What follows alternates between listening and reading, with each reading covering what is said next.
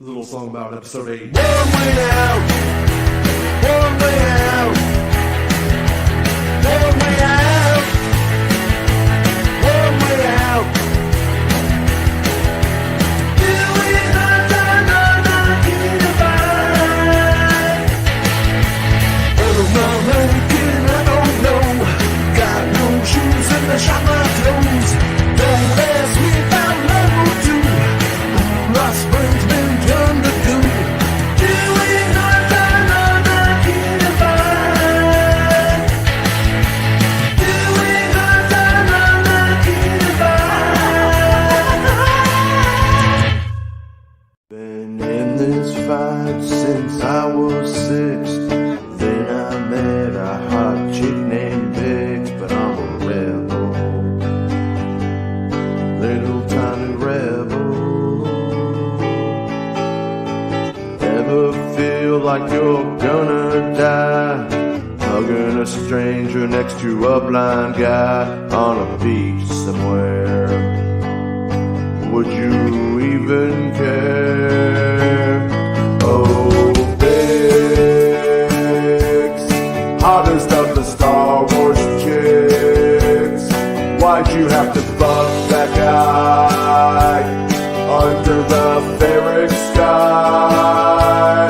Oh, Bix, hottest of the Star Wars chicks. Why'd you have to fuck that guy under our ferric sky? First met Bix and I kissed her. Forgot about the quest to find my sister for like 10 years. Now she's turning tricks, hanging out with the space grandpa. Mon Mothma's freshly single and she's looking good. What was I doing again? Oh, Bix, hottest of the Star Wars chicks. Why'd you have to fuck that guy under the ferric sky? Oh, Bix, hottest of the Star Wars chicks. Why'd you have to fuck that guy under our ferric sky? Oh.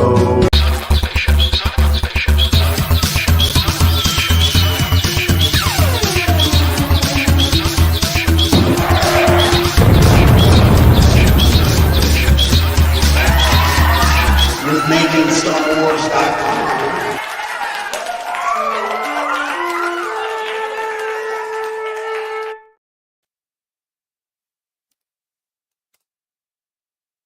Jason Ward from MakingStarWars.net, and I am here to have the longest intro of all time. I still didn't beat Santa Aria. I tried. Aria in the comments said that was the longest intro. Sometimes I like to put a little bit of music, and then hit the 12 o'clock. I hit the 12 o'clock running, so I'm still here on time. But I noticed whenever I start the stream and I just start going, there's like 2 people here, and then you guys all trickle in, miss the intro. So I'll play a couple of tunes, get it going. If you're listening to this as a podcast, well, fuck you. It's your problem. Fast forward, lazy bitch. That said, Rob watched Willow, and he's here to share all of his thoughts and his notes with us. No, I could share as many notes on the movie as I can the first 2 episodes of the series. Yeah, Rob was about to start watching Willow, and I'm like, shit, I forgot today's an early day for my kids. We got to start an hour early, dude. He's like, well, no Willow. I was like, oh, sorry. Something weird, man. Gotta say, I rewatched Willow again. The screeners I got have multiple like viewings. I'm able to watch it a few times, and I watched them again last night and did my little review and recap for episodes 3 through 7. So that's up now. It's on the podcast platforms, and it's on YouTube. That said, IGN gave episode 1 through 7 a 9. I want it to be a 9. I like it. I do like the show overall. I mean, it has those flaws that I can have a hard time getting past. But how can it be a 9 when Warwick Davis is reading cue cards? I'm just being like Look, legitimately, a critical on it. All you're doing is making my case for the prequel fans who like it as much as the original trilogy. I'm like, there was a Lucas in the 80s, and there's a Lucas now. That's me, bud. That's me. I'm also not going to sing Phantom Menace as a 9.5. You know what I'm saying? But we have friends of the show who would. You understand what I'm saying? And they're delusional. Like, I love them, but let's be honest. They're not delusional. They just aren't being critical. And that's okay. I mean, you could be critical. It's hard to be critical and turn that off and still enjoy stuff, or be able to like something so much that you can turn off your critical faculties and enjoy it. I mean, that happens for me with Star Wars. It does. I still had a good time on every episode of Boba Fett, even though I'm like, that's how I feel about Nacho Libre. No, we don't know he was reading cue cards, but Bespin sent me pictures, or I'm sorry, videos of him from the game show that they play over in the UK, and that he's on. And I honestly, I have a theory that doing that game show made him a worse actor. He got used to just reading shit on a card, and because his performance on the game show is identical to his performance in Willow, and I want to like Willow. I love Willow. Look at him right here. He's up here. I love the guy. It's one of my favorite movies of all time.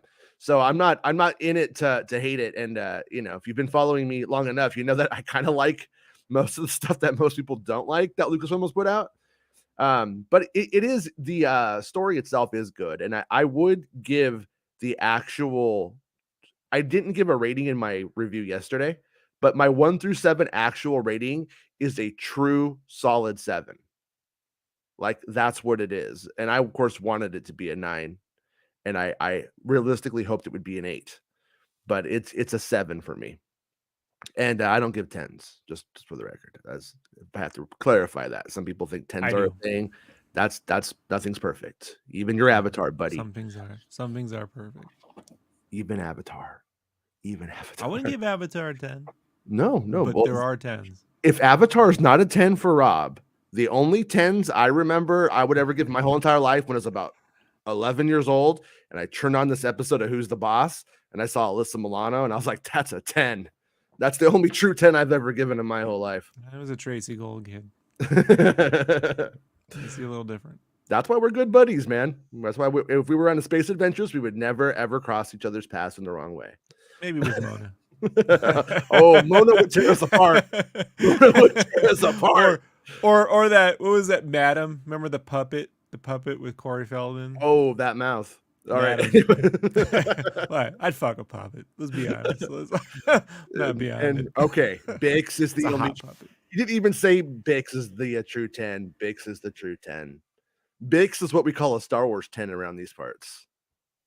A Star Wars 10. All right, so I'm gonna pull up a website. You might have heard of it. It's called Bespin Bulletin.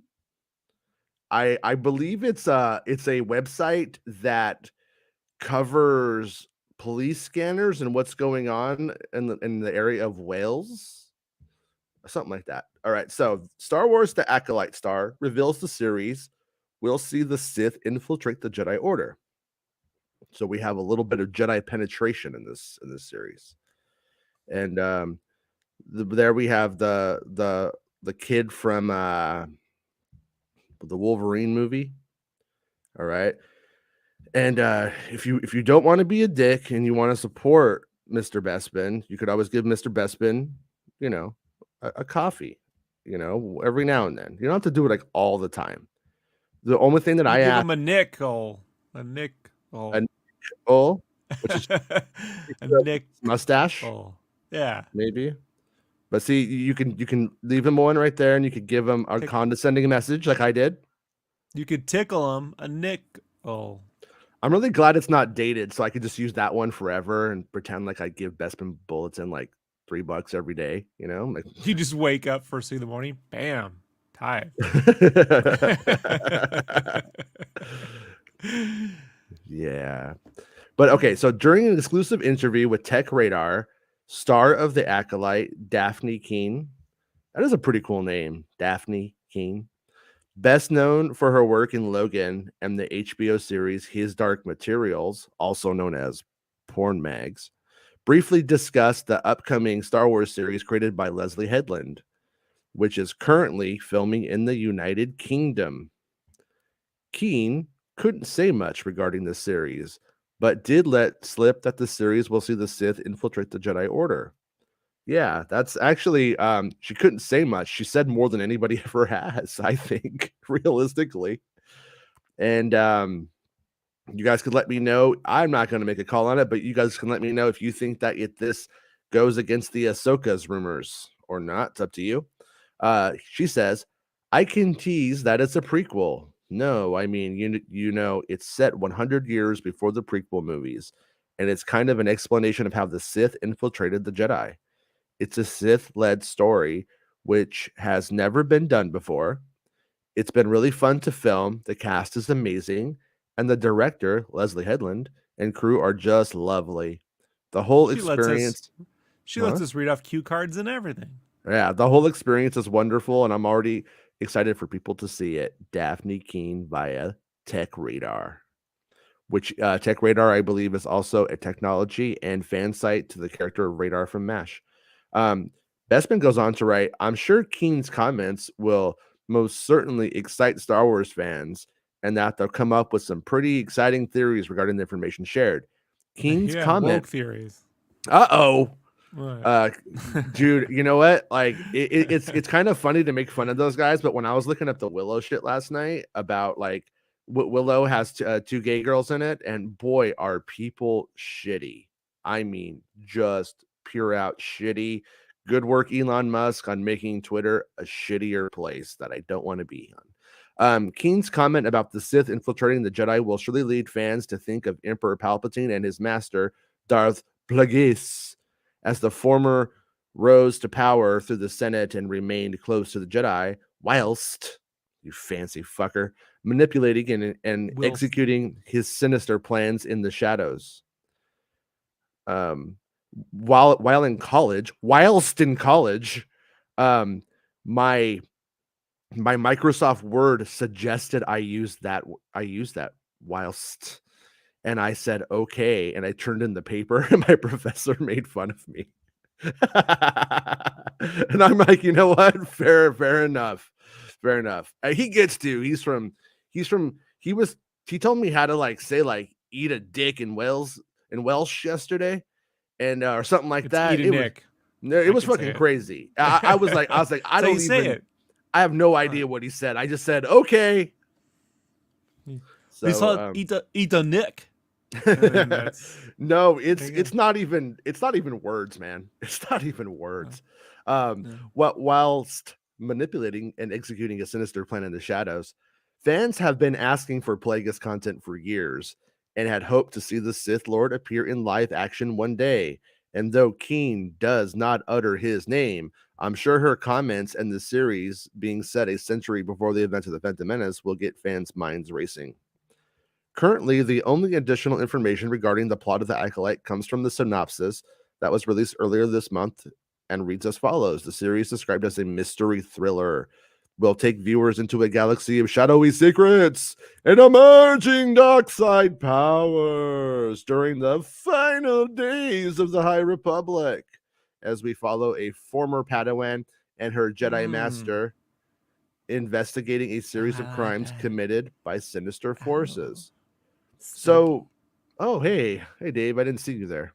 Yeah, I just want everyone to know I was talking to Rehan Johansson. He said he's gonna come back and make a murder mystery called Glass Beamo. Yeah, it's gonna be called Glass Beamo. Glass B2 emo.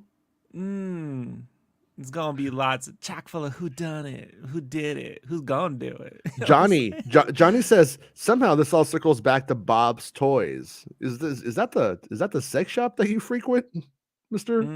Polonius D? Bob's toys? Oh, what? Bob's toys? I was just thinking about little Jedi Sith running around with their masses. No, all right, you got to go, I man. gotta You're gonna get us canceled again. again. Yeah, Recanceled. yeah, Like COVID, third You wave know. of cancels. hey, we live in a world where somebody could be like, oh my god, I'm just a little girl and I sent him pictures and then now I don't know what I did. Buy my fisting videos for $29.95 on OnlyFans. So thumb paycheck says, buy my fishing videos. Fist. don't say thumb. You'll buy bring it, Filoni back. buy it. Thumb Filoni will check, come thumb back. check. Oh!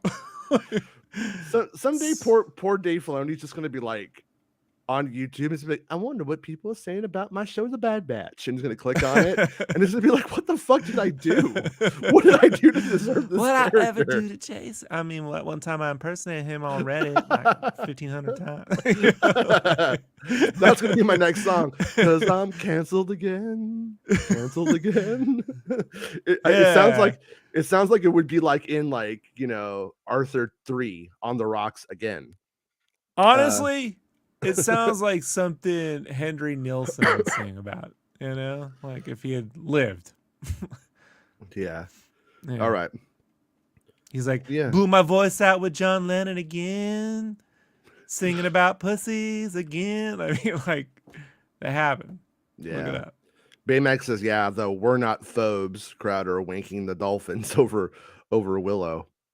So yeah, it's too bad. Winking the Dolphins. I'm actually just to take a slight detour. I didn't mean to go there, but I think the relationship between the two gay characters in Willow ultimately becomes annoying because it's a retread and somewhat of a reset.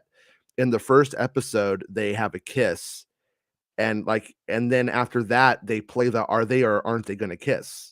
And I don't understand that in the narrative when I watch it. It's really weird. And then it's like they almost play it like they didn't know that they liked each other, as the story goes on. And it's a sort of a strange reset in a way in the middle of the season.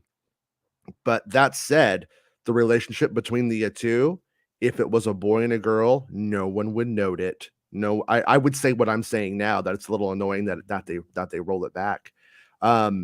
But no one would have anything to say about it, which is them telling on themselves. So fuck them all. Darth They Lopez kept it feels real. that it feels They were forced. just out of nowhere. Hold on. If they kept it real, man, out of nowhere, they'd just be camping. When they wake up in the morning, like old Ufka would come out the back with his buddy and zip it up. Run away, just let people go, what was that?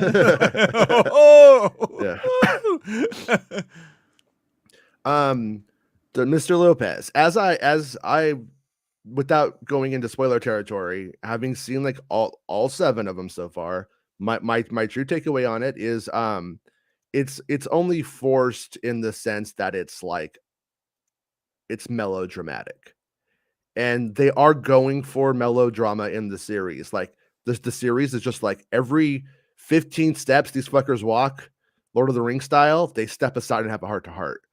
And it's not like the Willow movie. Patty Smythe. Is that a Patty Smythe song, Heart to Heart? Oh, wait. No, I get her confused with Heart. Never mind. Remember that show Heart to Heart with that guy who killed Natalie Wood? Caden says, I'm not watching them until they include pansexuals like myself. That's Willow's red line. I'm gonna just throw it out there and say that the best character in the game is probably pansexual. In the game, in the movie, in the show, in the series. He's got that green hat, little flute, flies around Neverland. Yeah, totally he's sexual. Yeah. He definitely seems like he's up for whatever's hot. So, and that's not to say pansexual people are just whores.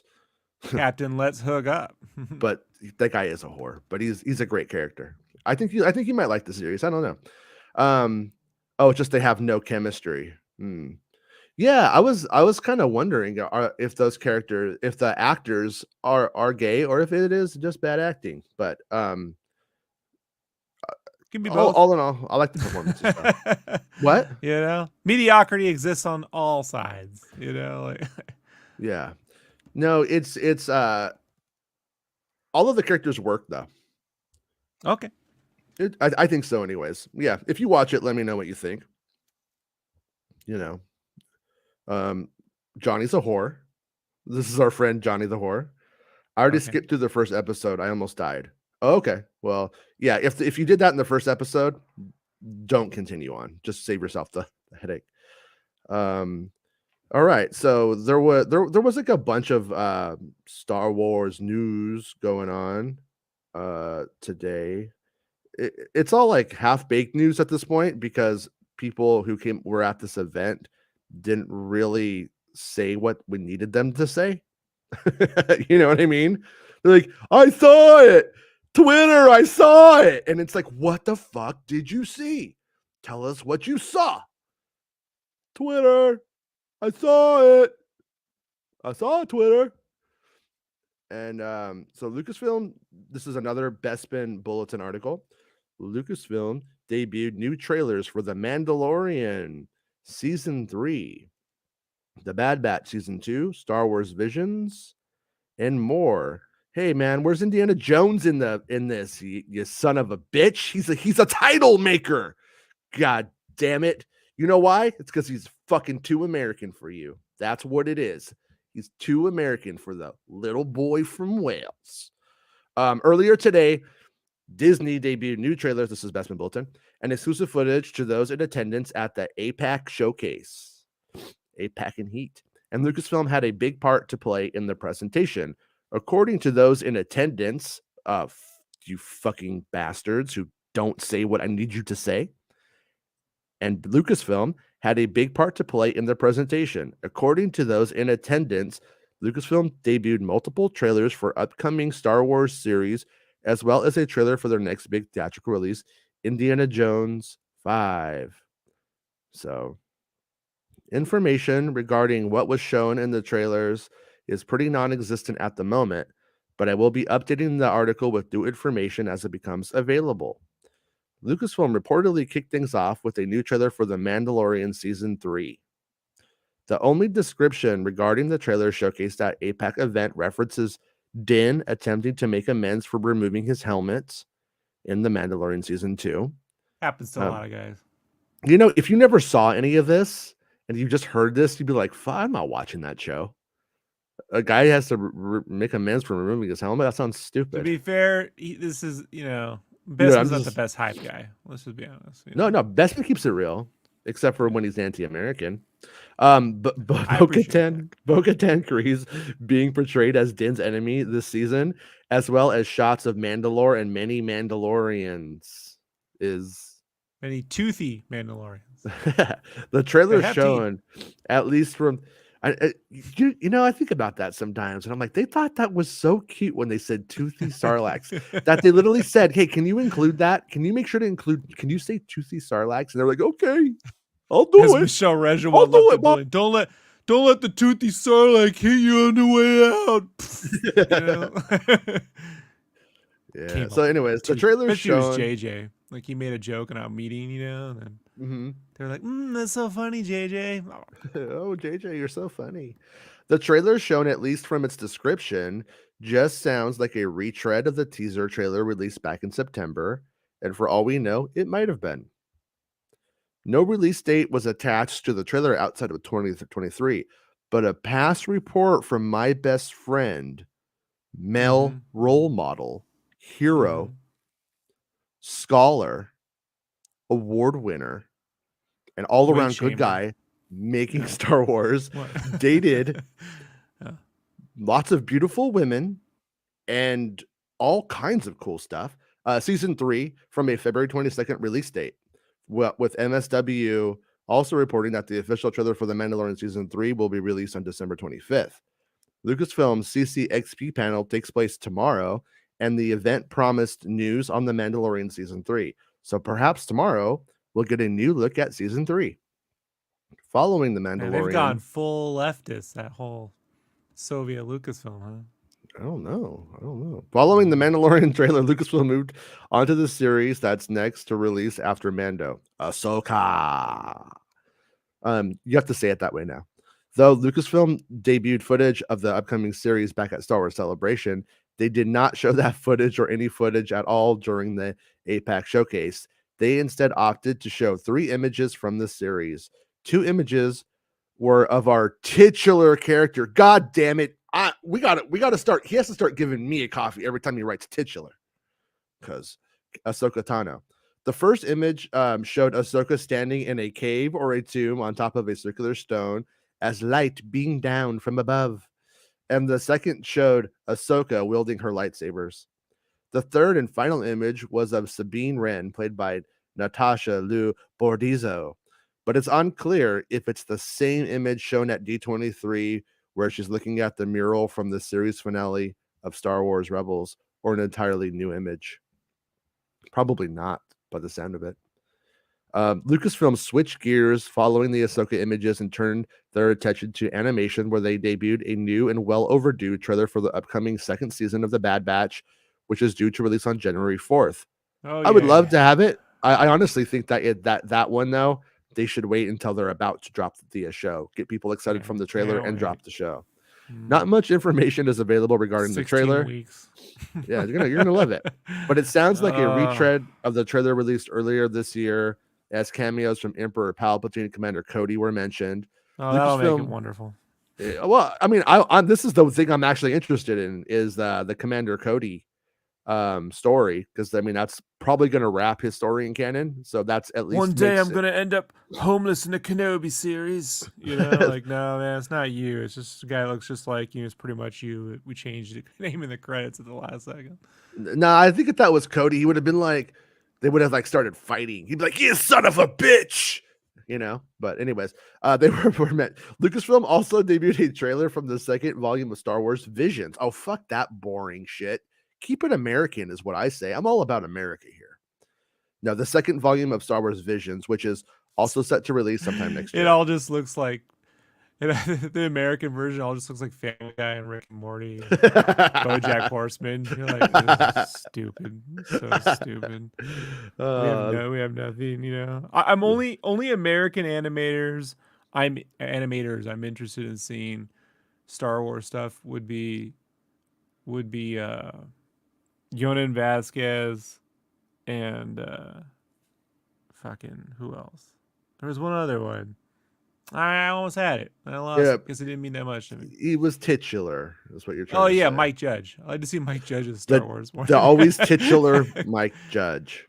Come on, how great would that be, you know? Yeah. Because the girl's stupid. When you include the word titular, you know we're Beavis and Butthead, and we're just going to start talking about tits every time. Just don't do it. Gendy. You're setting us up. Gendy. What? Gendy. You got to watch Gendy, Primal sometime, bro.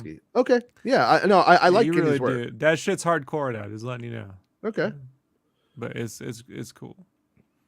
Lucasfilm wound things down with a massage. Oh, no, with a message from Lee Chung-Jai, Squid Game, who spoke briefly about the Acolyte and how thankful he was to be a part of. Say massage. No, Dave. No, Dave. Okay. And thankfully, he was to be a part of the project before ending on a high with the teaser. Did somebody say hi? With teaser trailer for untitled. Nah, he doesn't get high. So okay, so the ending was the untitled Indiana Jones film. So no title still. The teaser shown appears to be the same one Lucasfilm showcased at D23 in September. And despite rumors that the 5th entry in the franchise is titled Indiana Jones and the Dial of Destiny, Indiana Jones and the Diaphragm of Pregnancy, the trailer ended simply with the title, as we dial in for menopause. You know, like... Oh no, Marion's having hot flashes and I'm cold. I need to leave on an adventure to a hot, warm climate. Indiana Jones, director of Indy 5, James Mando. Indiana Jones, Rebecca. You know what I mean? It's the dial. It's the dial in from her. You know what I mean? Dial. I don't know. These people, they come up with some weird stuff, dude. It's Dial I for Indy. Has previously revealed that the release of the teaser trailer is imminent, and CCXP, which takes place tomorrow, has promised the Lucasfilm panel will deliver news on the highly anticipated 5th Indiana Jones movie. In addition to Lucasfilm, so in a way like that's kind of weird. Like it almost seems like they would show the same thing, doesn't it? Like with them being a day apart, like it's sort of like Maybe they're kind just of gonna wheel in Antonio Banderas, and he's gonna be like, "I want, what is it? Tom Holland to play Indiana Jones as well as Zorro. He can do both, you know. yeah. He can play all the roles. The Tom Holland. I tell Indy scuba dive, and he scuba dives. Like, okay, cool, man. In He addition, gets air clot in his brain and dies. oh During man, it. that's how Indy dies. Shit. Scuba accident. Oh shit. Never saw Dial that H one for coming. Heimlich. You know what I mean? Like, or Indiana Jones and the Bends. In Get that addition part to Lucasfilm debuting multiple Star Wars trailers.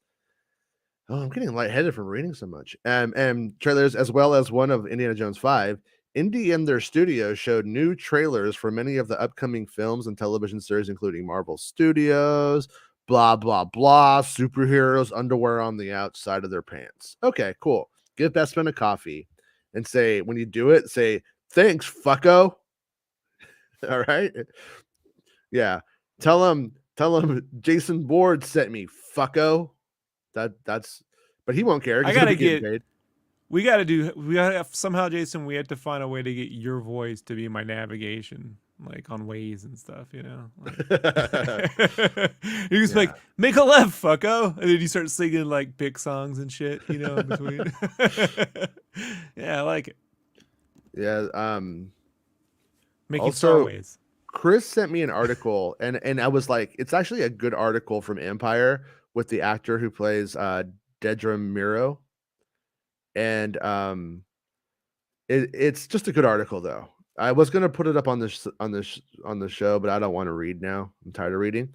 But she talks about how, like, as she was going for the role, or she got the role, she ran into Ian McDiarmid like on the street randomly, which means she was cosmically ready to be in Star Wars, and she just said, "Hey, boss," or something like that. He was But just like, "Talk to me foreigner."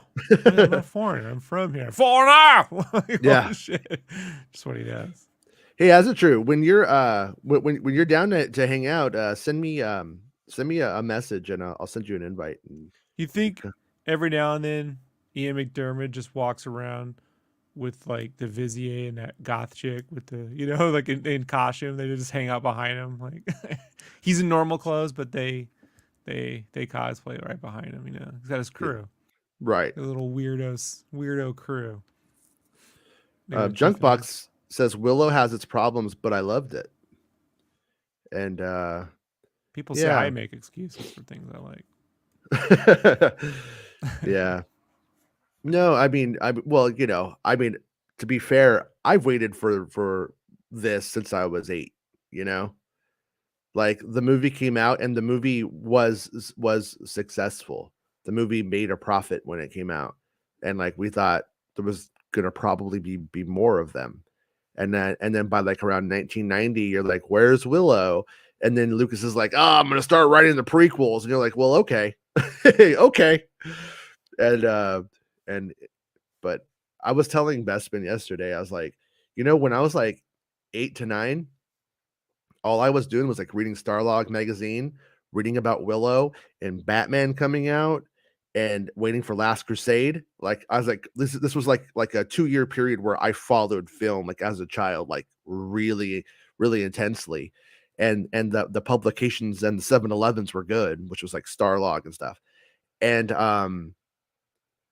now like this week I'm like waiting on I'm watching Willow, and I'm waiting on that Batman trailer so I can see Michael Keaton as Batman, and I'm waiting on an Indiana Jones trailer, and I'm like, yeah, my generation, we did it. We did it. Meanwhile, railroad workers like, can we just have 7 days of paid sick leave? No. No. This is railroad test. This is railroad times. Oh wait, hold on. He said something to us, Mr. Bestino. All right, what did he say? Rob is a pen pedant. He called you. Rob is a pen pedant. A pen pedant. I don't know. Is that from Pandora? Is that what the Pandora people are called? Apparently, you gotta be real fucking smart to get that humor. Do you want a description for the avatar clips for Rob? Yes, we do. Please, sir.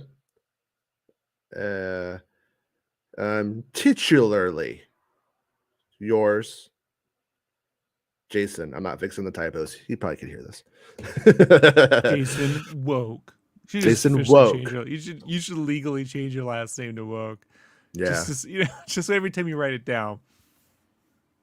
Read a Hey, vote.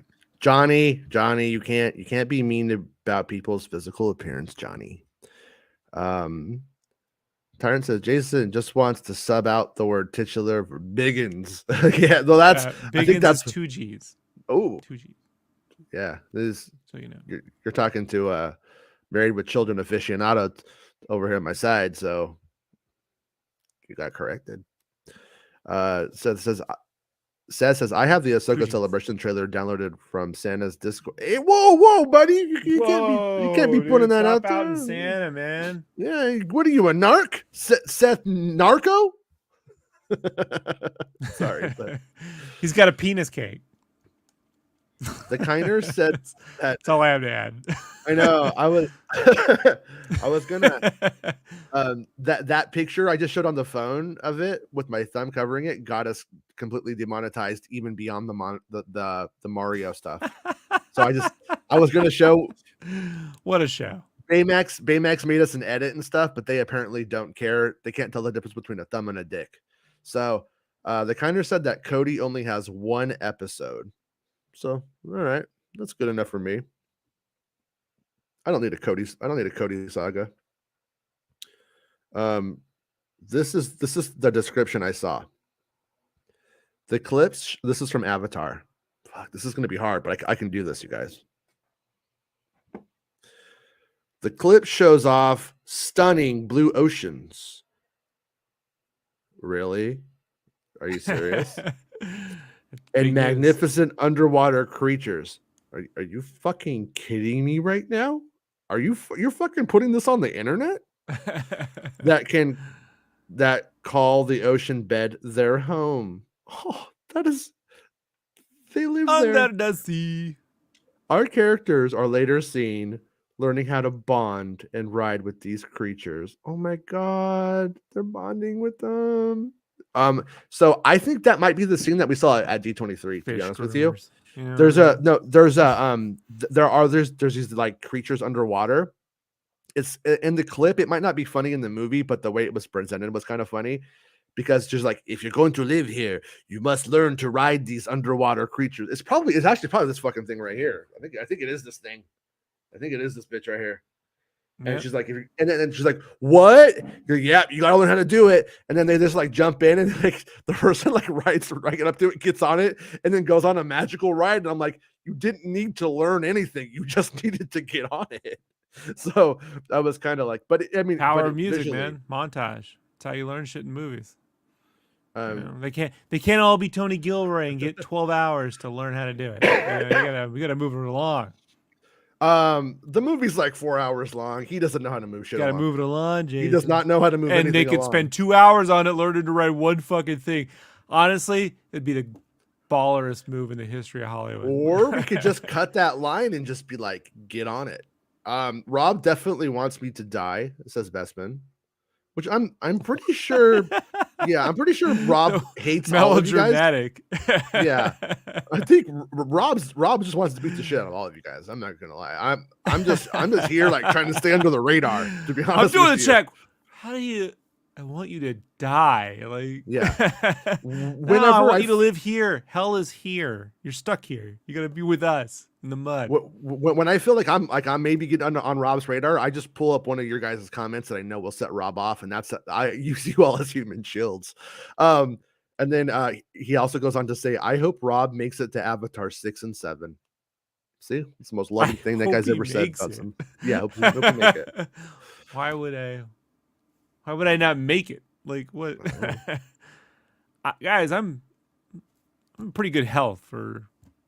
I know you wish I weren't, but I'm not If in you use- Spreezy Health. No, use Let's ad be blocks on like, you know, whatever major corporate site you read, but dude. don't do it on Take- the indie guys, man. Come on. That's how we eat. That's how we get those breads and butters.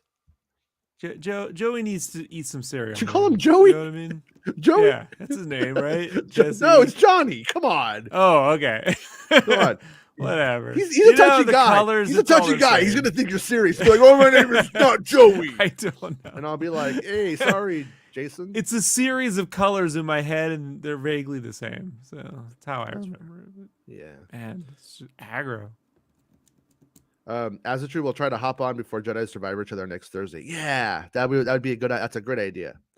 So if you are available and I don't remember it's that day, tell me, because I'm dumb. But I mean to send you the invite if I don't.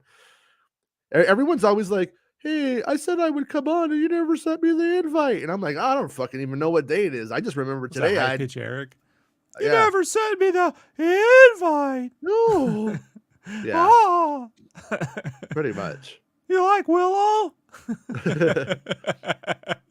No, high pitch. I don't want to talk about Willow. I want to talk about Willow. That's pretty good. Is High Pitch Eric still alive? I do not know, man. I haven't watched Yeah. the show since COVID hit. Okay. Yeah. Actually, I kind of stopped watching. Well, I definitely stopped listening when Eric died. I'd catch in. But then when Trump got in, I was so mad at Howard for being friends with him for so fucking long. I know Howard's been shaming him, but come on, man. Yeah. For how many fucking years did we have to endure Donald Trump on that fucking show? I didn't quit like a rage quit. I lost interest when it became AGT extras materials. I don't care how he was doing behind the scenes. That was the real villain. I just know high pitch. No, I mean not high pitch. Eric the actor. When Eric the actor died, man, that was my. Man, I just know he would have been at January 6th. You know, like, they would have wheeled him right in the front. He'd be there with like bottles of Pepsi, waving MAGA flags, and then now he'd be in jail. Seth Narco says Santa didn't post it, implying Santa filmed it and released it on the internet. We know what you're doing, bud. We know what you're doing. Santa sex tape. Oh, hey. All right. If you guys could see that cake, they would. But yeah, it's pretty good though. It's a pretty good cake. But Bestman says Cadence is trying to fuck me. At least buy me a coffee before you fuck me. Yeah.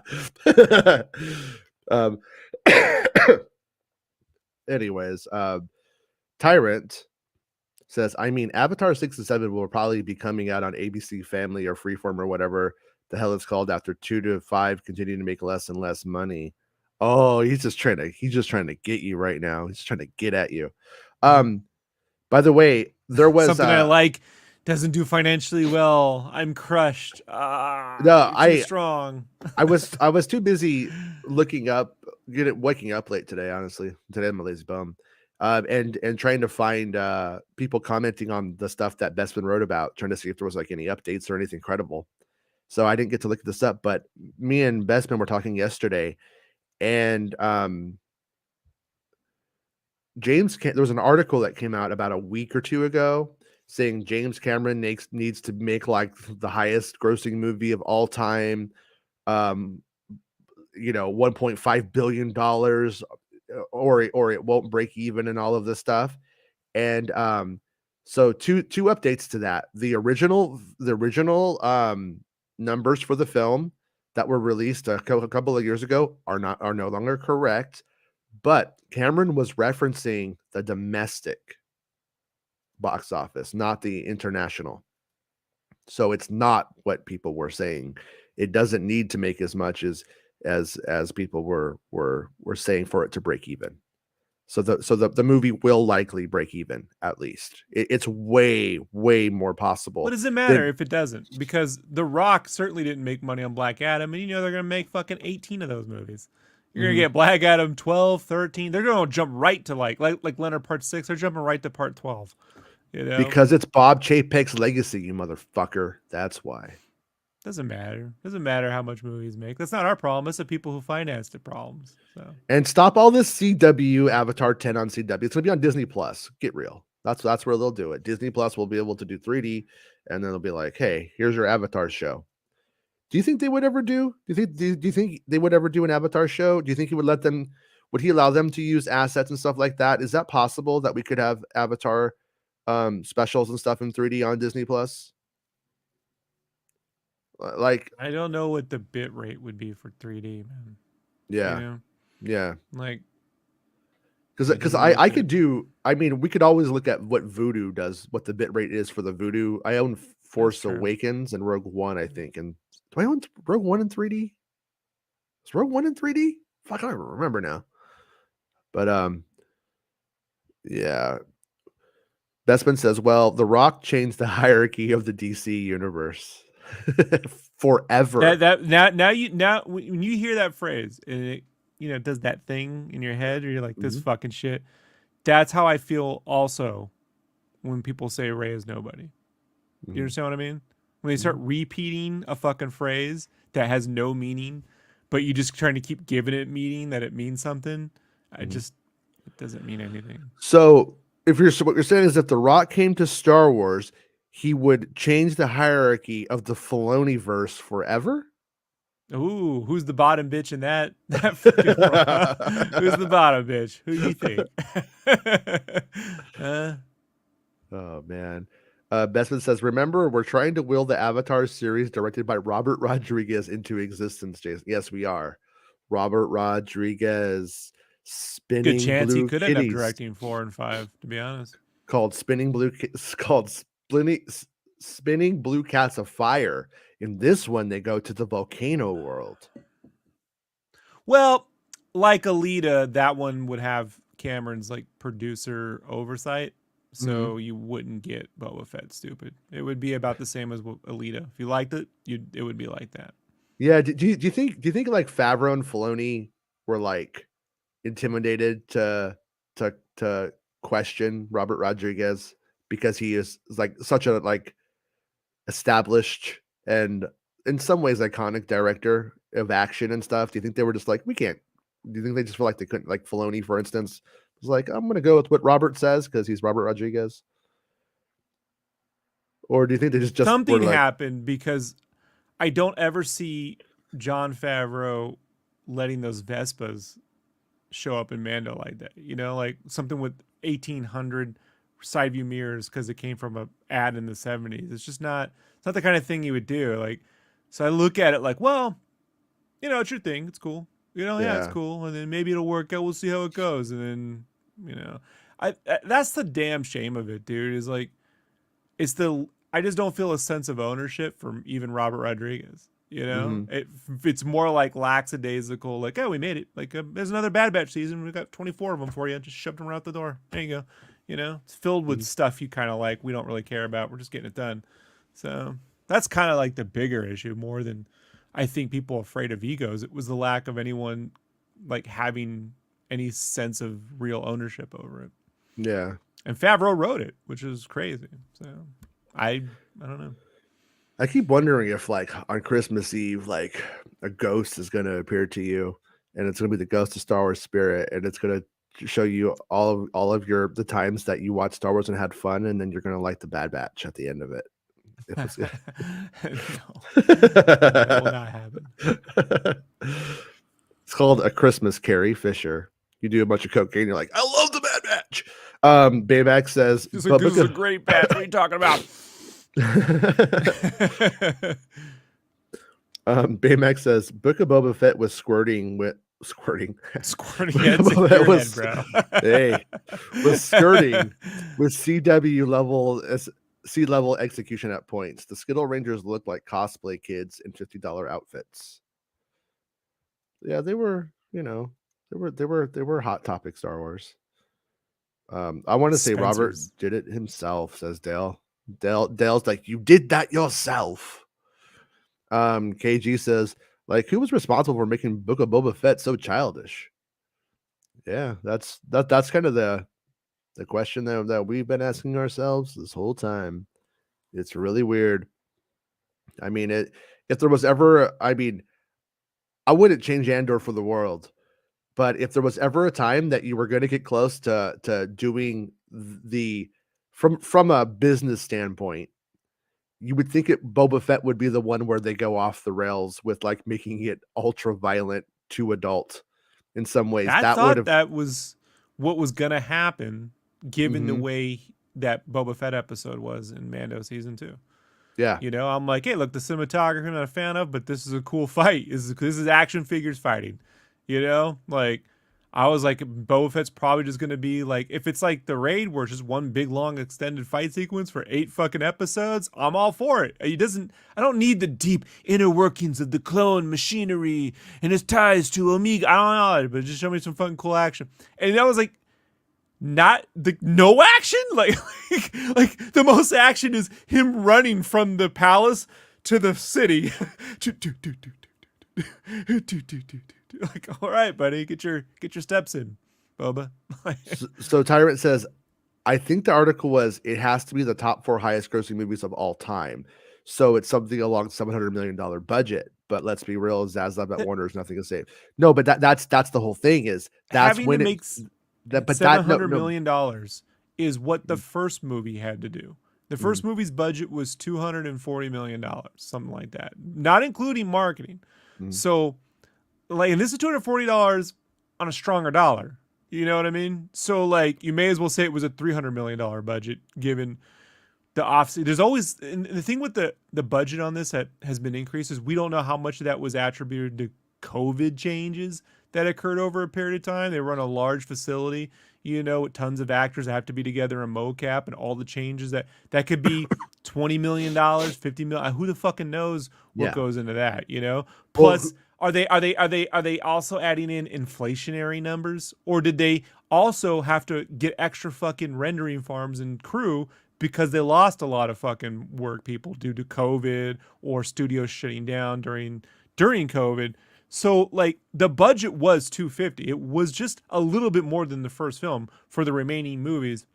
And then all that sort of like, it's a little wonky when COVID hits. It's not like Cameron's pretty fucking frugal. Like, I mean, you know, he spends money, but when he needed more money for like Titanic, he just gave up his fucking $10 million fee to get the extra $10 million. It's not like he would run $100 million over budget to render out some fucking dinosaurs. It's not what he does. Yeah. So they're just not saying all that stuff, because if they start blaming COVID, it's all fucking political, and it just brings up a whole bunch of other bullshit that no one wants to fucking deal with. Well, the point is that it, based off of what Avatar has already done in the pre-sales, it's highly likely that it's going to be a well profitable film at this point. And the fact I mean, that Black Panther is going to cross 700 million this week. So, like, here's the thing, man. If you go back to 2008, right? 2009 when this came out, 2009, saying a film had to make $700 million was way crazier. Way crazier an idea. Like, The Dark Knight had just crossed $1 billion, and everyone was like, "Oh my god!" You know, like, we just remember, folks. The Marvel thing where films just make $2 billion a couple. Like, every other Marvel film makes $2 billion. You know, like, it's normal. It's not normal. Yeah. You know, Spider-Man making $2 billion is not normal. It's not normal. You know, so like Endgame, all is not normal. But now having to make $800 million, like, man, if you don't make it, it's got to be seriously, it's got to be fucking lame. Because Rise of Skywalker made $900 million. Let's be honest. You know, like, and Jurassic Park Dominion, which everyone widely fucking panned, broke the $1 billion. This is not. I thought it was Dominican. Thing. I thought it was a Dominican Jurassic Park. Let's not set them folks up for trouble, man. I'm blaming them for that movie. But no, I'm not blaming them. I'm just now whether whether your sequel needs to make more than the first one did is unrealistic when the first one, you know, is like the highest grossing film of all time. It's just no one can keep doing that. That's like saying every Star Wars film after The Force Awakens needs to beat The Force Awakens, or it's never going to be good. Like, that's ridiculous. Or they're never going to make another one, which is ridiculous. Yeah. Well, I don't want to put words to this, but I think Bestman was suggesting that he thinks it'll make Black Panther money. And I think it'll make Black Panther money and a half. Oh, I'm sorry. Rise of Skywalker made $1.1 billion. Oh man, I'm sorry. Oh, you got me. Oh, you got me, Planet Fitness. Rob's wrong. Oh, Rob's oh, wrong. Oh, Martha, I'm going. Come on, shut the fuck up, dude. You're Right, wrong. so it's even You're wrong. worse. You're You wrong. you nitwit. You're wrong. Rise of Skywalker wrong. made 1.1 billion. So if that shit fuck film can make $1 billion, then anything can, right? Is what we're trying to say. So. You're wrong. You're still wrong, Rob. What I was gonna say though, yeah, because like I feel like the people who purchased the Avatar pre-sale tickets like early on, I think those people will see it twice. I think they're really excited to see the movie and that they're really interested in the look and the tech and that kind of shit. I think most of those people will see it twice. So I think I think it'll probably. I mean, I'm not a big box office guy, so this is me trying to be one for the first time. I think it's gonna make I think it's gonna make what Black Panther made and a half. That's my feeling. I'm cool with Mhm. them never making another one. Like, I think that's what's crazy. Yeah. Well, you want to win the story wrong? We win the story. Well, if we don't get one, we don't. I grew up in a generation where if they made a Willow, you go, well, they're gonna make another one, right? They made 3 Star Wars films. Nope, never again. Like never again. Right? Labyrinth, like Labyrinth too. So I take what's given, what's there, and if it's there, it's great. I cherish it. I assume, like when Rogue One came out, I'm like, well, they're not gonna make a fucking Star Wars movie like this ever again. You know, like this is luck. You know, like I just gotta just be like thankful I got this one. Yeah. You know, this is why I'm so like fortunate when like Macquarie and them stick around like Mission Impossible as they get better and better. I'm like, shit, man, like that's not the norm. You know, that's the exception to the rule.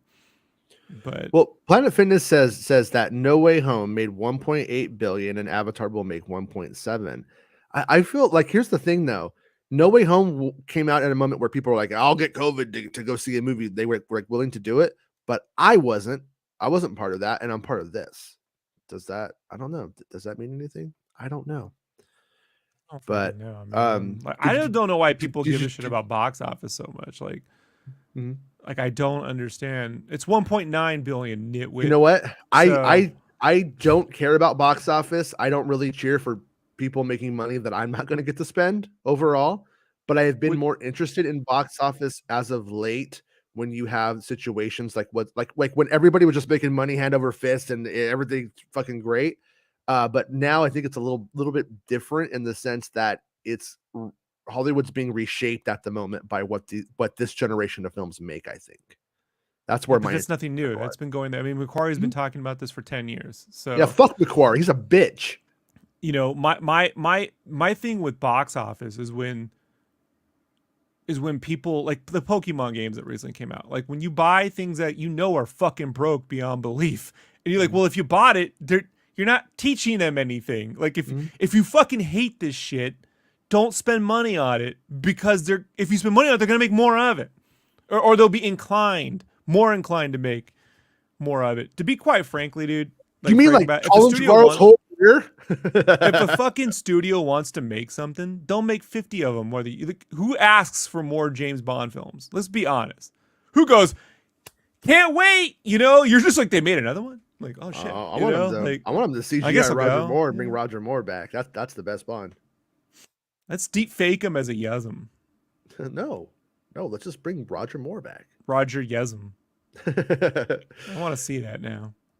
You know, in a weird way, it would almost be like good. They should never do this, but almost for them to make us a digital James Bond, a man who doesn't exist, and just have performers play him. That way, it's always the same. I'm kind of surprised I'm kind of surprised we're not there yet. That no one's tried something like that. Maybe it'll be our Luke Skywalker, huh?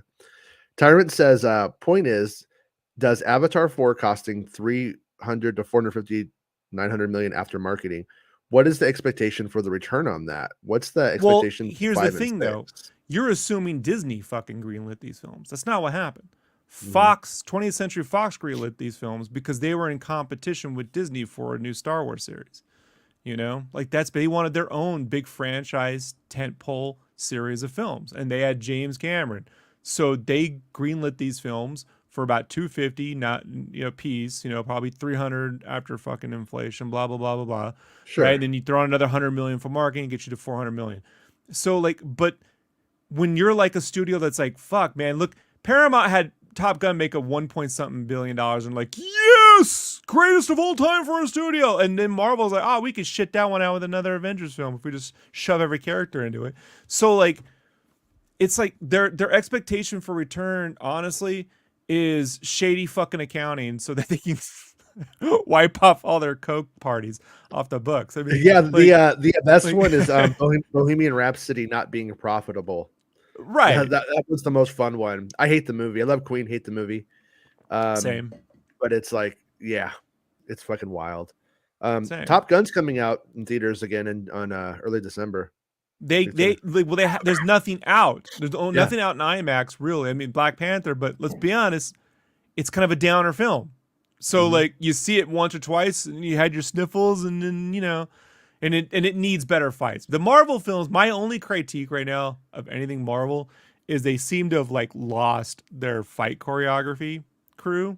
So like Shang-Chi had like the best fights and Falcon and the Winter Soldier had some cool moments with fights, but they got it. Like, these superhero movies, I don't care. You can be dark and depressing, you can be grieving, you could be happy-go-lucky Ant-Man.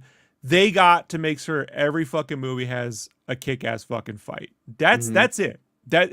Without that, it's like that's like a musical with, you know, they just put on fucking. No one wants to hear it music. when I say it about Star Wars. No one wants to hear it. But if I'm going to the movies, that's where I want a fight scene and a visual effects spectacle sequence. I won't get on Disney Plus if I'm seeing a Marvel or a Star Wars thing. Otherwise, I might as well stay at home, watch it on Disney Plus 45 days later, or just watch a Marvel television series that has more depth than a film.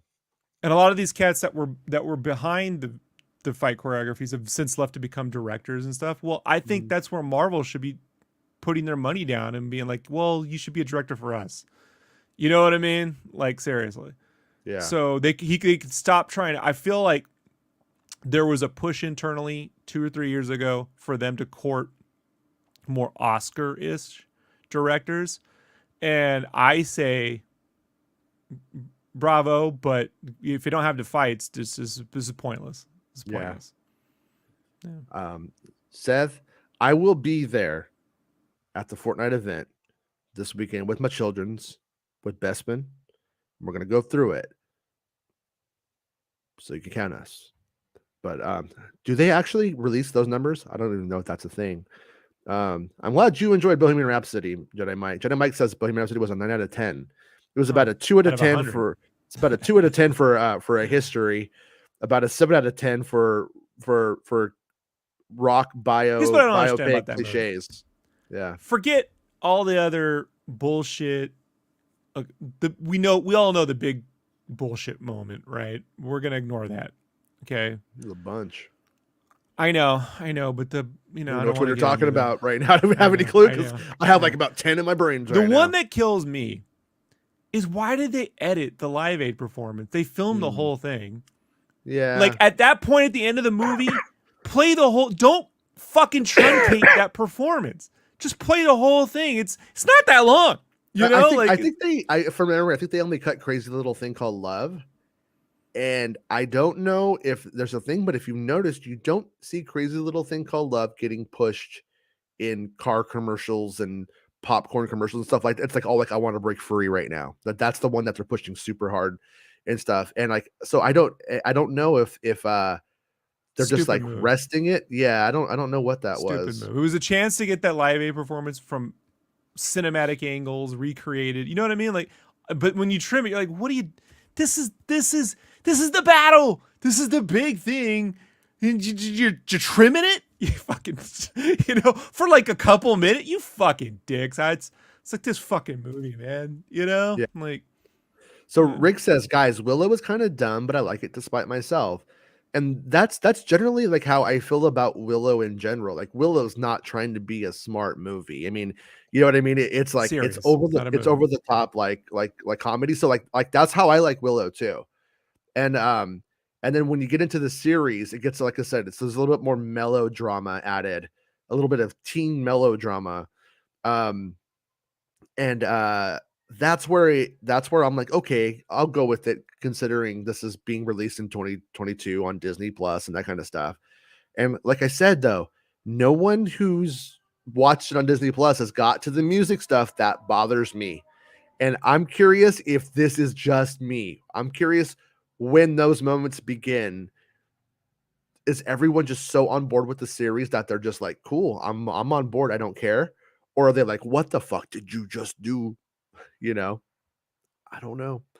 But Rick says, I love Queen, skipped Bohemian Rhapsody. Yeah. My hot take about Queen used to be that Sheer Heart Attack was the first record, but over the years, I've come to realize that Queen 2 is the best Queen record of all time. Doesn't have any singles on it, really. I mean, Some Seas Awry, but it's by far the best Queen record. It's like a good record in totality. Tyrant says, finally watched Thor: Love and Thunder. It was better than I expected after the backlash, but definitely not Ragnarok good. That was where I was at with it. I didn't finish it because I just kind of just don't really care enough to go back to it, but I plan to. I will when I'm like, oh, It has some very Jim Henson like moments.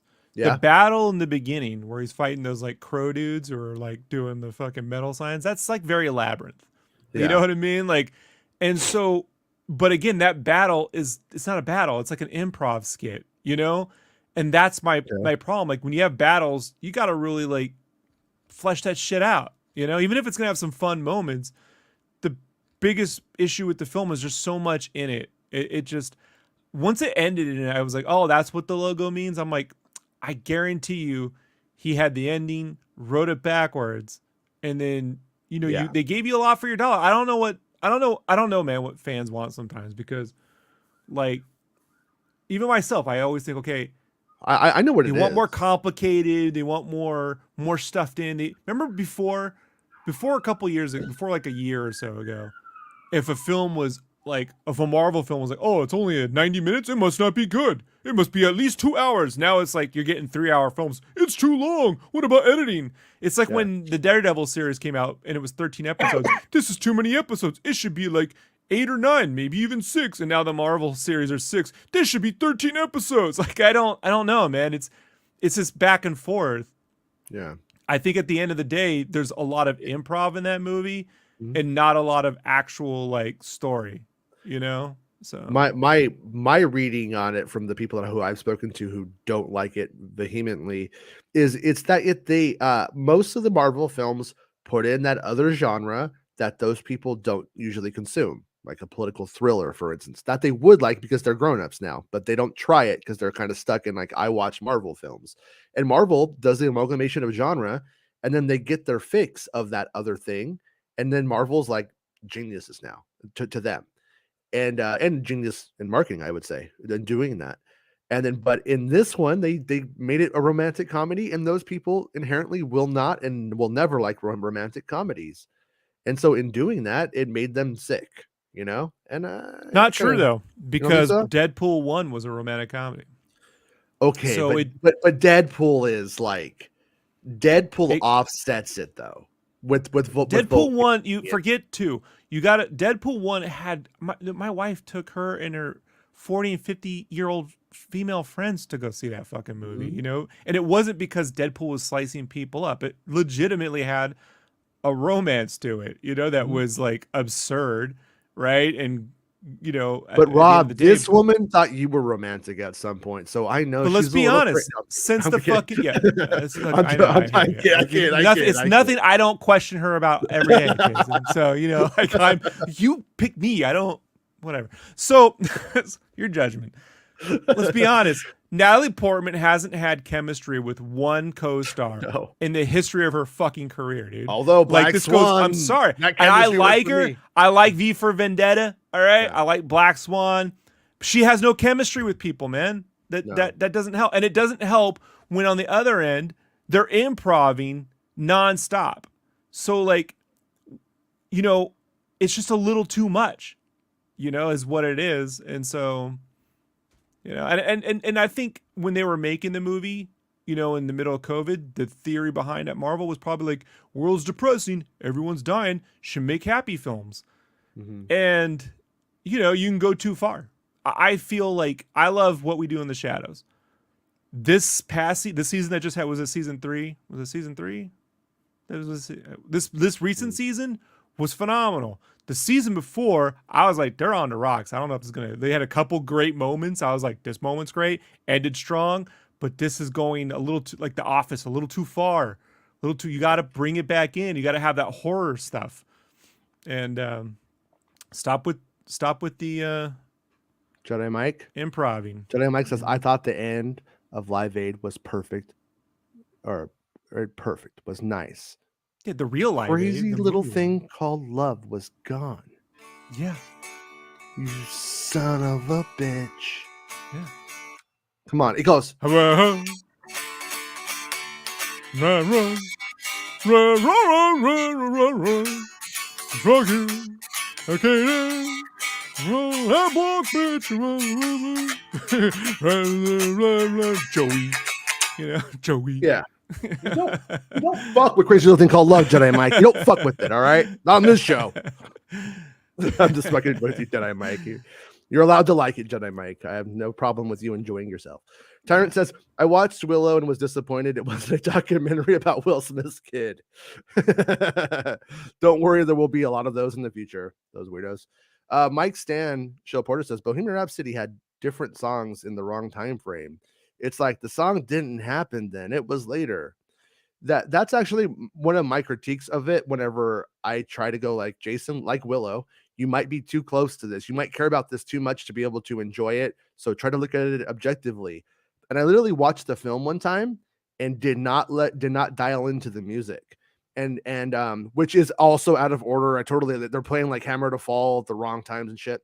But I was like, the music carries that movie. I love the music so much that it kind of fooled me the first time I saw it. And then it was like a day or two that I sat down, I was like, you know what? That movie doesn't really sit well, you know?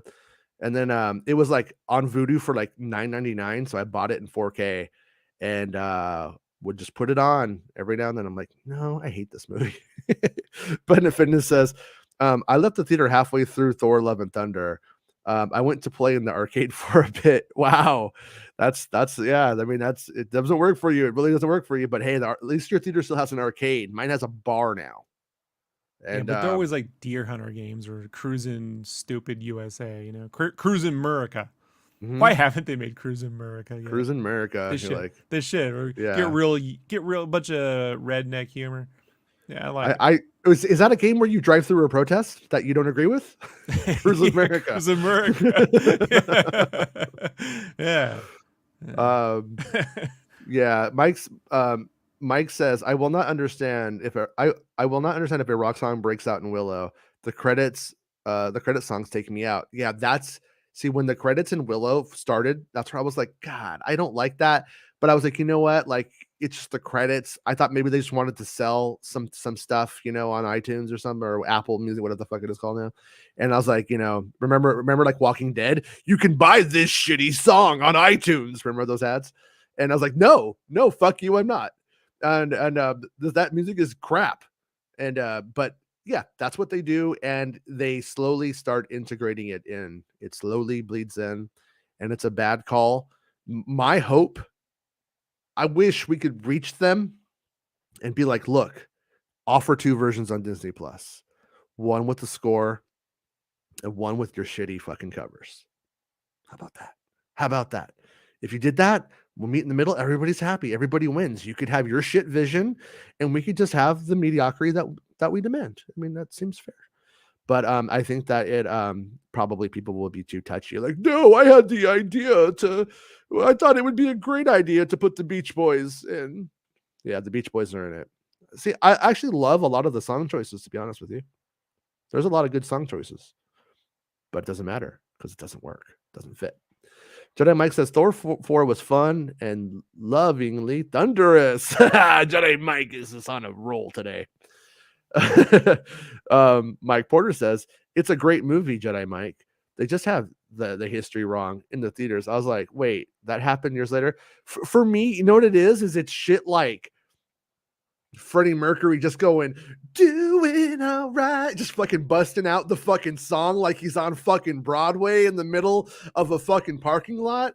Like, not only is that wrong history, you get your ass kicked doing that kind of shit in real life. You can't do Welcome that. to musicals, Jason. Remember, like in La La Land, when Yeah. they're just singing on the 405, and you're like, well, Oh. they would just get shot. Like By me, I would do it. I'd be like, somehow I'd pull out a gun. It's America. That's the magic of musicals, Jason. Just gonna have to let that one go. Like, That could be the bonus level in Cruise America. Like, you just go and you see some people, so you're like, you look down, you have a weapon of choice, you pick it out and you throw it out the car. But yeah, it's like they were, that movie was so concerned with showing everybody in good light that the movie is just sanitized trash. I love the idea that Freddie Mercury sort of sabotaged Smile.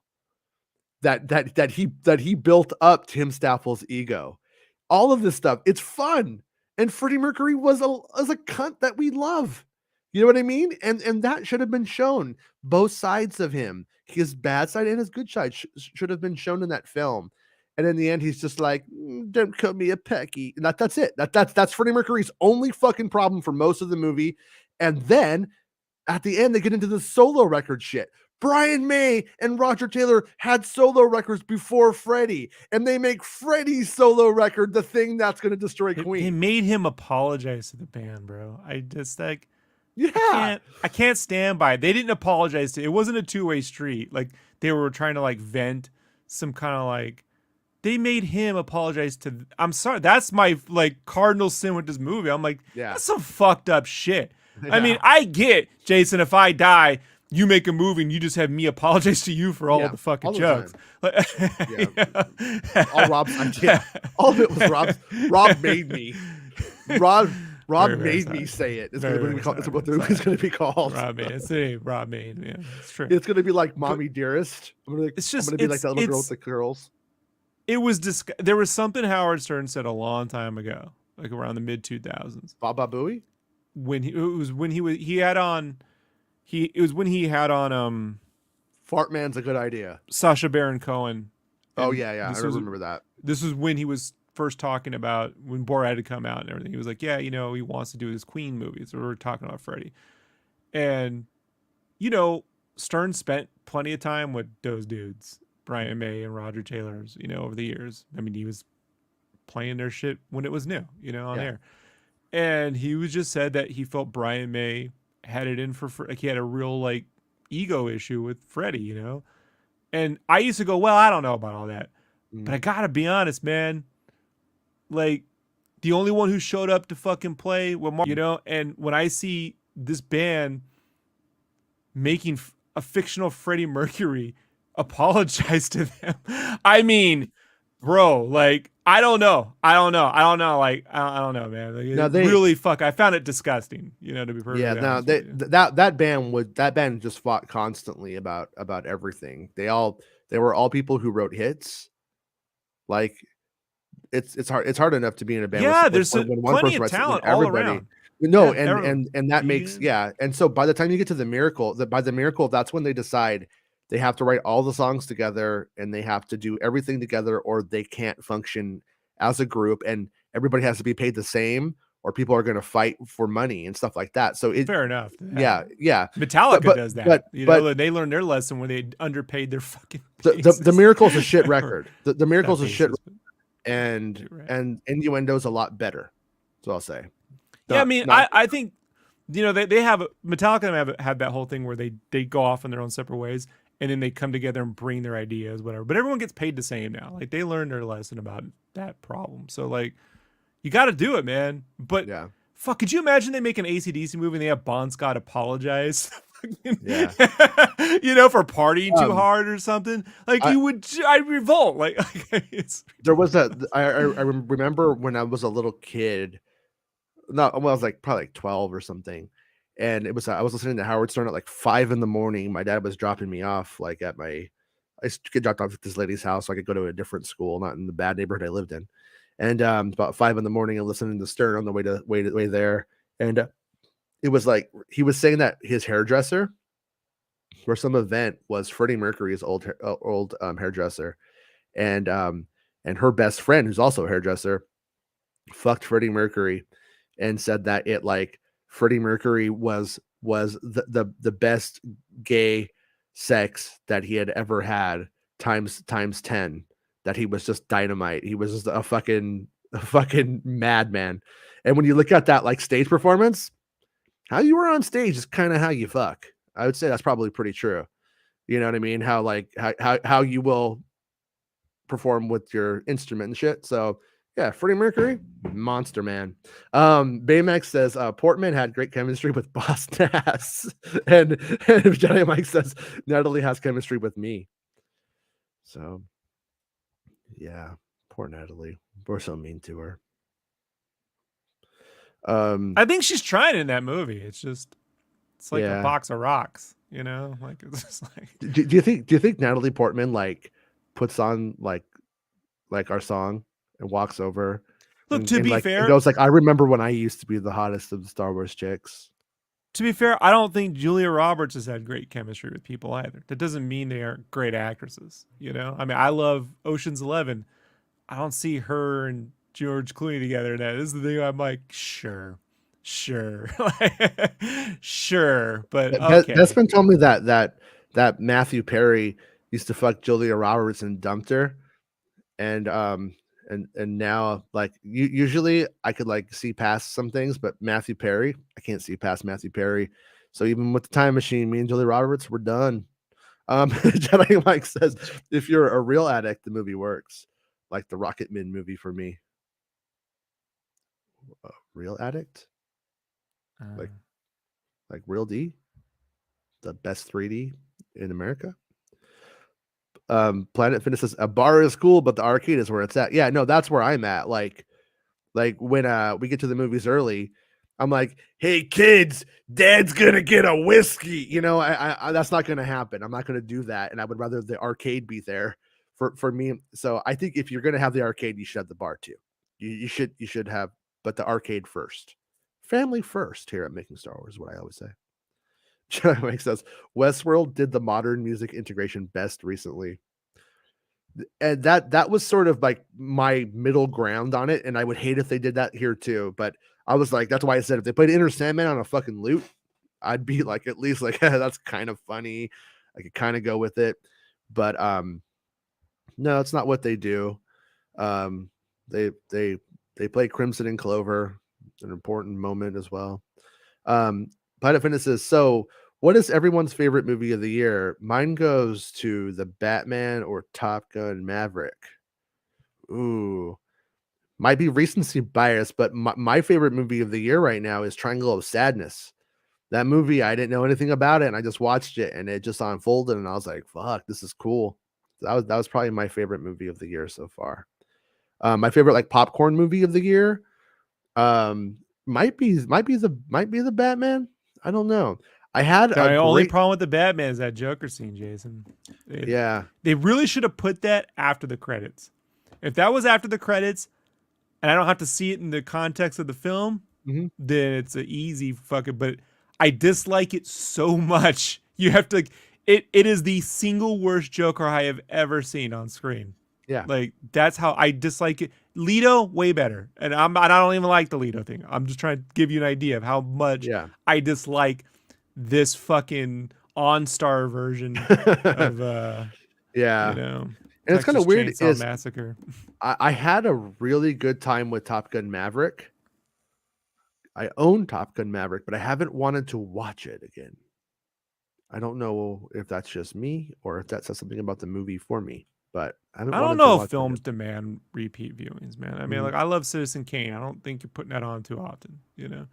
So yeah, when it comes to Requiem for a Dream, that Requiem for a Dream is an amazing piece of cinema. I'm not watching it again. Like I'm not doing it. Yeah. If you follow me on Letterboxd and you watch any of the movies I have on there, I'll fuck you up, man. I have some disturbing movies on there. I remember whenever I'm trying to remember movies to like add on my Letterboxd account, I can only remember the fucked up ones. Like those are the ones that stuck with me. So yeah. Robert St. Clair says Tony Stark seemed to have the best chemistry with Aunt May. Damn, Aunt May's hot though. I'll say that much. Jedi Mike says the phobias and addiction issues seemed real. it was lightly real. Freddie was never like that big of a cokehead, and like his stuff amounted in partying too hard, going to a club fucked up, getting into a verbal match and getting his ass kicked bad. Like that's actually like a real thing that happened. He got the shit beat out of him at a club, and like like that stuff's not in the movie. And there was like real drama to actually make that movie historically even close to accurate. Like it was all there. And instead they decided to focus on a gay man's romance with the woman that he leaves for men. And Mary Austin thing, I feel like Mary Austin it's been like the heterosexual shield for Freddie Mercury during his career and for the British press for years. And now I think it's like, I'm not saying she's not important to him. She's just not really the Queen story, At the end of the day, she's not. So, yeah, but whatever. Like I said, you had fun with it. It's cool. And Brian May strong armed the plot. I see. That's what Sacha Baron Cohen was saying. If you watch the Sacha Baron Cohen interview from around 2013 ish, probably 2014, maybe, he's talking to Howard Stern. You will get the impression. Well, I get the impression that Sacha Baron Cohen is not lying, but he's also being a little bit of an exaggerator for the comedic purposes of the moment and the performance of that thing. So I don't think it's really as bad as he made it sound, but I do think that as if you were someone who was trying to do a real true historical biopic of Freddie Mercury, honoring the person and the story, I got a feeling that was probably pretty frustrating. And I don't know how you could really do it. I think our best way for a Queen movie is a series after all of the main participants have died. After Brian and Roger are no longer with us, and John Deacon just doesn't care. So John Deacon still just has that fro with the shorts. It's my favorite Deacon's outfit. He had my mom's perm, and he had those tiny little 80s guys shorts. Friend of mine is a big Queen fan and lives out near John Deacon, and just like he just like goes to the pub all the time, just like gets fucking wasted and leaves. That's what. Good for him. Yeah, this is living out his best years. I say do it. Tyrant says, with Willow, is it just modern music, or is it like Bioshock Infinite's anachronistic music? No, it's like, here's a modern day cover of Enter Sandman playing. I can't remember. I think Crimson and Clover was a cover, and I think it was, and I think the Beach Boys might be the actual Beach Boys. But yeah, it's just the actual songs. It's not like, it's not on a lute. It's not played with, tribal drums or something. It's like just some indie band doing a cover of Enter Sandman, and they drop it in with distortion guitars and the whole thing. It's just a cover of the song we don't need a cover of. That's all. And it's like the cover is just because like it's cheaper to use the cover than Metallica. So Jenna says the movie with Lars makes the movie that Lars makes about Metallica would be interesting. Yeah, exactly. It's like, don't do that. Hey, Karen says, happy Willow Wednesday. Going to watch episode 1 straight after this. Nice. Let me know what you think. I think the first 2 are out. And the first episode is pretty strong. The second episode, Warwick Davis comes in. And I do think it was a huge mistake to let Warwick make the jokes. I think they should have kept it like the film, where he is very, very serious, and everybody else is funny around him. Because the funny characters are the ones that you gravitate towards, and so like Anyways, though, Azachu says over 20 jobs for Star Wars first-person shooter team at Respawn have gone up in the last 2 weeks. Over 20 jobs for the Star Wars first-person shooter. So gone up in the last 2 weeks. So okay, there's movement. They're making it. It's not dead. It's good to Respawn knows how to get shit done. So yeah, they're the ones I'm the least. Will they make it? They'll make it. They'll get it done. So. Yeah.